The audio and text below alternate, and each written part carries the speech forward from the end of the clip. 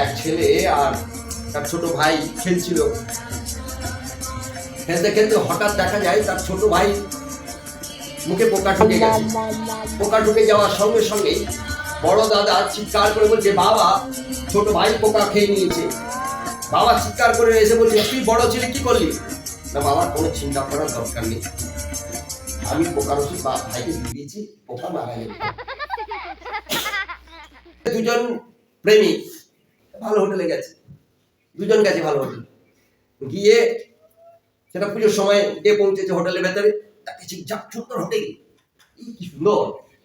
এরপরে হোটেল বয় এসে পৌঁছে গেছে কাগজটি নিয়ে, মেনু কার্ড নিয়ে, বলছে এবারে আপনারা এখানে বেছে নেন কোন কোন খাবার আপনার পছন্দ, সেই মতো অর্ডার দিলে আমরা সেই মতো পৌঁছে দিব।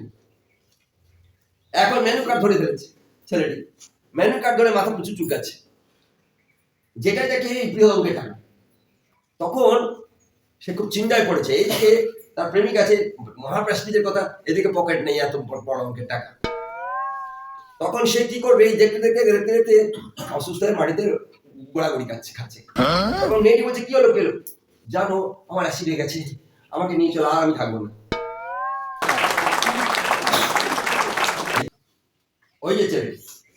ওই ছেলেটি স্কুলে যাচ্ছে, স্কুলে যেতে যেতে তার বন্ধু বান্ধব, জানিস আমি আজকে স্কুলে 5 টাকা বাঁচিয়েছি, বাস ভাড়া।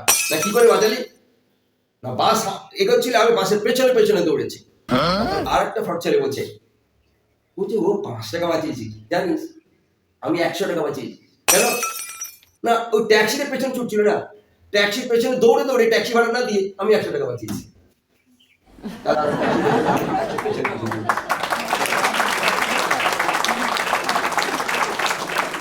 এক স্বামী স্ত্রী তারা ভালো সুন্দরভাবে জীবনযাপন করছিল, প্রচুর ঘুষের পয়সা আসতো, মানে তার স্বামী চাকরি করে, ভালো সরকারি অফিসে চাকরি করে, প্রত্যেকদিন প্রচুর টাকা। তো একদিন কি করেছে, ভিজিলেন্স ডিপার্টমেন্ট তাকে ধরেছে এবং এভিডেন্স পেয়েছে যে ও ঘুষ নিয়েছে। ওই তাই ইমিডিয়েট তাকে সাসপেনশন লেটার দিয়ে দিয়েছে তার ডিপার্টমেন্ট। খুব চিন্তায় আছে, তার বউ দেখে তার স্বামী খুব চিন্তায়। তখন তার স্ত্রী স্বামীকে জিজ্ঞেস করছে, কি তুই চিন্তা করছো কেন? বলছে যে আমার চাকরি চলে গেছে, আর বেতন কি হবে? বলছে তুমি কি আমাদের সংসার বেতনে চলে নাকি? ঘুষের পয়সায় চলে?